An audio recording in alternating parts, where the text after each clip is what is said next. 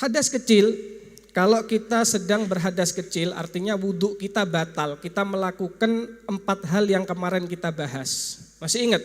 Pertama apa? Keluarnya sesuatu dari kemaluan depan dan belakang. Apapun bentuknya, ya, mau beruang yang keluar, ya, atau darah atau batu misalnya, mercon mungkin ya. Semuanya membatalkan kecuali mani. Kedua apa kemarin?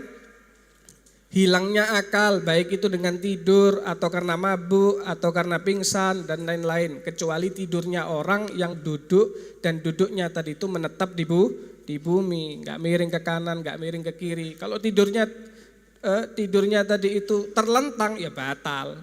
Ya, yang nggak batal itu hanya ketika dia duduknya ya menetap, ya. Menetap ada di tempat duduknya. Kemudian yang ketiga apa? Bersentuhan laki-laki dan perempuan tanpa ada penghalang, sama-sama besar, ya. Bukan bersentuhan sama anak yang masih kecil, lawan jenis tapi masih bayi, nggak ada masalah, ya, nggak batal wudunya. Ya. Yang membatalkan itu kalau sama-sama besar, laki-laki besar, perempuan besar. Dan yang keempat, memegang menyentuh kemaluan. Ya, baik depan atau belakang dengan bagian dalam. Ya, bagian dalam daripada jari jemari. Dan bagian dalam daripada telapak tangan. Kalau megangnya pakai yang sini ya atau yang bagian depan dari jari jemari enggak membatalkan wudu. 4 hal ini kalau kita lakukan maka kita berhadas kecil. Nah kalau sudah hadas kecil kita haram ngapain aja? Nah, katanya ulama kalau orang tadi itu sudah berhadas kecil maka dia haram melakukan 4 hal. Berapa? 4 hal. Apa saja? Yang pertama as-shalah, haram melakukan sholat. Mau sholat fardu, mau sholat sunnah atau yang semisal sholat. Contohnya apa? Sujud syukur, sujud tilawah, itu sama hukumnya dengan sholat. Nggak boleh kita melakukan sujud syukur tanpa wudu. Ya, sujud syukur tanpa wudu nggak boleh. Ini sujud syukur yang memang ya, disyariatkan dalam Islam. Ada orang itu sujud syukur tapi bukan yang seperti diajarkan sama syariat. Ya, cuma sujud saja gitu. Biasanya pemain bola habis ngegolkan itu. Ya, habis menang langsung sujud nah, itu bukan sujud syukur itu. Ya, bukan sujud syukur yang diajarkan dalam syariat. Sujud syukur yang diajarkan sama syariat itu ada takbirnya, Pak, Bu. Ya, kita takbir, kemudian kita langsung sujud, kemudian duduk salam. Itu sujud syukur. Nah, itu kita harus punya wudu. Harus punya wudu. Kemudian sholat jenazah juga nggak boleh. Sampai enggak punya wudu, wah ada jenazah, sholat jenazah. Kalau mau wudu lagi takut ketinggalan, langsung takbir ikut sholat jenazah, enggak boleh. Kenapa? Enggak punya wudu, harus punya wudu. Nah, itu yang pertama, orang kalau enggak punya wudu haram melakukan sholat atau yang semisal sholat. Contoh lagi semisal sholat itu seperti khutbah Jumat. Ada khotib khutbah enggak punya wudu, enggak boleh. Ya, enggak sah itu nanti. Gimana? Ya turun dulu, wudu dulu. Malu saya, orang saya ini batalnya ketika tengah-tengah khutbah, enggak ada urusan. Ya, tengah-tengah khutbah dia batal misalnya. Gimana? Dilanjutkan apa turun? Turun wudu sampai ulang dari awal khutbahnya, kemudian sampai lanjutkan Jumatan. Ya, kalau dilanjutkan sampai nanti jeda antara khutbah sama sholat baru dia wudu lagi, ini enggak boleh. Khutbahnya harus diulang. Nah, itu yang pertama. Yang kedua, kalau kita berhadas itu haram melakukan tawaf. Kita tawaf itu harus punya wudu. Kalau enggak punya wudu, menurut madhab yang mu'tamad Imam Syafi'i itu enggak boleh. Kenapa? Karena tawaf itu sama dengan sholat. Hanya saja Allah Subhanahu wa ta'ala izinkan kita untuk bicara. Sama dengan sholat, harus wudu. Kalau enggak ada wudunya, maka enggak sah tawafnya. Tapi ada sebagian pendapat ulama, ya, madhab-madhab yang lain itu tidak mewajibkan tawaf kita tadi itu harus memiliki wudu. Kita bisa pakai itu madhab, kita bisa taklid ke madhab tersebut. Ya, cuma kalau taklid sama madhab lain itu harus dipandu sama orang yang ngerti. Ya, kenapa? Karena nggak bisa kita itu langsung taklid aja. Kalau kita taklid ke madhab ini misalnya, maka wudunya harus ikut ke madhab itu. Misal Imam Malik harus semua kepala dibasuh, diusap. Kita mau taklid Imam Malik, maka wudunya kita itu ya harus ikut Imam Malik. Nggak bisa kita wudu pakai Imam Syafi'i, kemudian nanti tawafnya pakai Imam Malik, nggak bisa. Paham ini ya? Nah, nanti itu pembahasan agak panjang ya. Kita singkat dan sekiranya yang penting-penting aja yang kita bahas ya. Yang jelas mu'tamad tawaf wajib wudu. Kalau pendapat lain ada enggak yang enggak mewajibkan punya wudu? Ada. Nah, nanti kita bisa taklid ada di situ. Baik. Kemudian yang ketiga yang diharamkan bagi orang yang enggak punya wudu yaitu masul mushaf, menyentuh Al-Qur'an. Ya. Al-Qur'an ini bukan hanya Al-Qur'an yang utuh itu aja. Kalau ada tulisan yang memang itu ditulis tujuannya untuk supaya dibaca, ya, untuk dibaca Al-Qur'an, tujuannya juga untuk mushaf, maka juga haram disentuh. Juga haram disentuh. Kalau sampean di papan tulis di sekolahan itu misalnya ya, atau di pondok misalnya ada papan tulis ditulisi Bismillahirrahmanirrahim. Menurut Imam Syafi'i Bismillahirrahmanirrahim itu termasuk Al-Fatihah. Kalau termasuk Al-Fatihah maka termasuk Al-Qur'an, termasuk mushaf. Niatnya untuk supaya dibaca misalnya. Paham ya? Nah, maka tidak boleh itu tulisannya disentuh. Juga nggak boleh. Nah, jadi menyentuh mushaf hukumnya tidak boleh bagi orang yang tidak punya wudu. Nanti ada permasalahan misal kayak sekarang ya, di HP misalnya ya, ada tulisan Al-Qur'an ada di HP ya. Nah, itu nanti sama hukumnya sama kayak hamlul mushaf. Nah, kita bahas sekarang hamlul mushaf. Yang keempat ya, ketika kita tadi itu membawa Al-Qur'an. Nah, ini enggak boleh bagi orang yang berhadas. Nyentuh, bawa enggak boleh. Bacanya boleh. Sampai baca Al-Qur'an, enggak punya wudu, mau baca Al-Qur'an, boleh enggak? Boleh, enggak ada masalah. Tapi kalau sampai nyentuh atau membawa Al-Qur'annya itu yang dilarang. Itu yang enggak boleh. Lah terus gimana? Saya sekarang misalnya punya HP. Di HP saya ini ada Al-Qur'annya, ada aplikasinya. Nah, ini gimana hukumnya? Nah, maka sebagian ulama mengatakan seperti Syekh Masyayikhina Syekh Muhammad bin Ali Al-Khatib ya, Mufti Tarim. Kalau nggak salah beliau berpendapat kalau aplikasinya dibuka aplikasinya dalam keadaan terbuka maka hukumnya seperti mushaf, seperti Al-Qur'an. Tapi kalau aplikasinya nggak dibuka kayak sekarang begini nih, nah, maka hukumnya bukan seperti mushaf, boleh kita bawa, boleh kita sentuh HP-nya. Paham ini ya? Mau dimasukkan kamar mandi juga boleh. Tapi pendapat yang lain dan banyak ulama mengatakan ya seperti cermin. Kalau HP yang ada Al-Qur'annya itu ya, aplikasinya tadi itu seperti kita melihat cermin yang mana di balik cermin tersebut ada Al-Qur'annya. Misalnya ada kaca cermin, kemudian Al-Qur'annya ada di balik cermin tersebut, di depan cermin tersebut. Sampean bacanya dari atau nyentuhnya dari kaca, boleh nggak? Boleh, nggak ada masalah. Ya, makanya sebagian ulama mengatakan nggak ada masalah kalau memang di HP.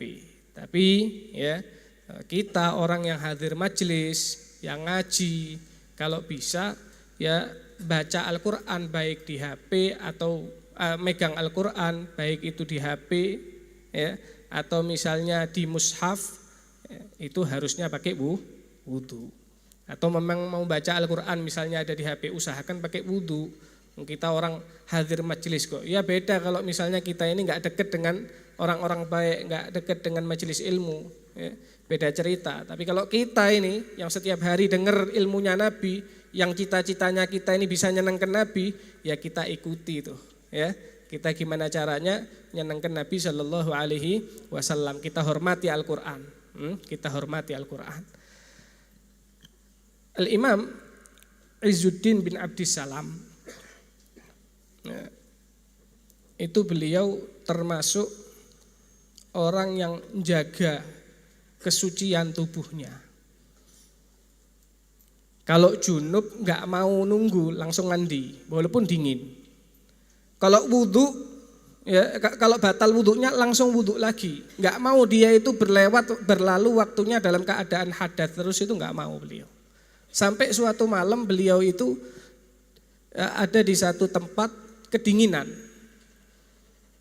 malam hari ini, dan diuji sama Allah Subhanahu Wa Taala, batal terus wudhunya, batal terus wudhunya. Dalam keadaan sangat dingin cuacanya saat itu, tapi beliau karena kepingin jaga wudhu, akhirnya dia wudhu, batal lagi, wudhu lagi, batal lagi, wudhu lagi, terus itu dia lakukan.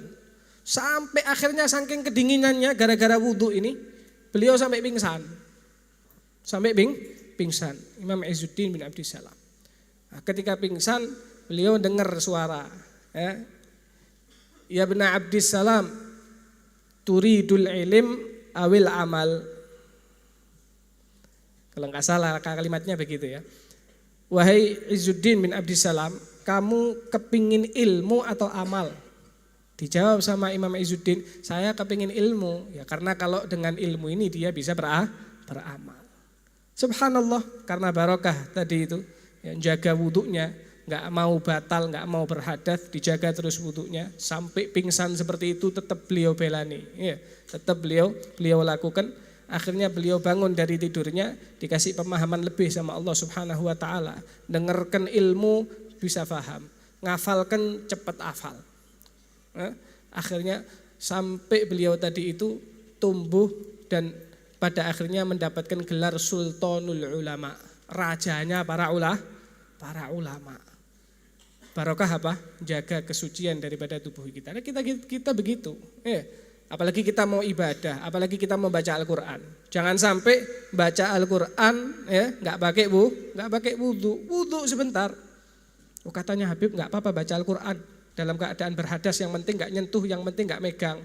Ya memang nggak apa-apa hukumnya. Tapi kalau kita orang majelis, ya usahakan harus wudhu, menghormati Al-Quran. Menghormati Al-Quran. Kalau kita menghormati Al-Quran, insya Allah hidup kita terhormat nanti. Amin ya rabbal alamin. Kemudian ada beberapa masalah, ya.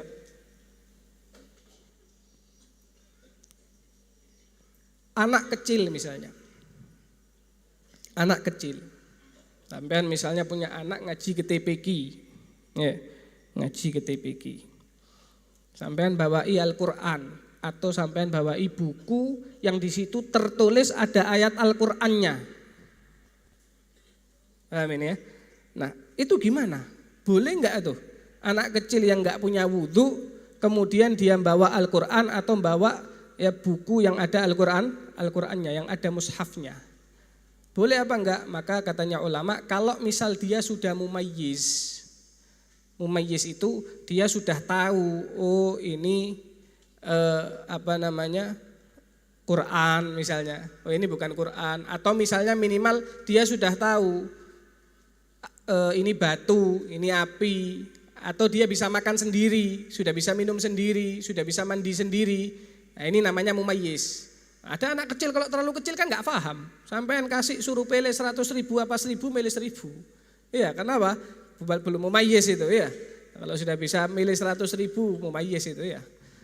Gampangannya seperti itu. Kalau anaknya tadi itu sudah bisa membedakan seperti itu, atau sudah bisa makan sendiri, minum sendiri, sudah mumayyiz, maka nggak apa-apa. Dia bawa Al-Quran walaupun nggak punya wudhu. Tapi kalau anaknya terlalu kecil, ya khawatir nanti Al-Quran ini disamakan kayak koran nanti akhirnya. Ya, dibuang, dibuat, dilempar temennya, pensil dibalas ngelempar Al-Quran nanti akhirnya. Terlalu kecil nggak paham Al-Quran. Maka katanya ulama kalau terlalu kecil lebih baik jangan wis. Ya lebih baik jangan. Tapi kalau anak kecil mumayyiz, dia nggak punya wudu mau bawa Al-Quran, ya maka nggak ada masalah. Katanya sebagian ulama boleh. Apalagi untuk belajar, nggak ada masalah. Itu yang pertama. Yang kedua, kita ini sering entah di rumah, entah di musola, entah di masjid, kita nemu covernya Al-Quran.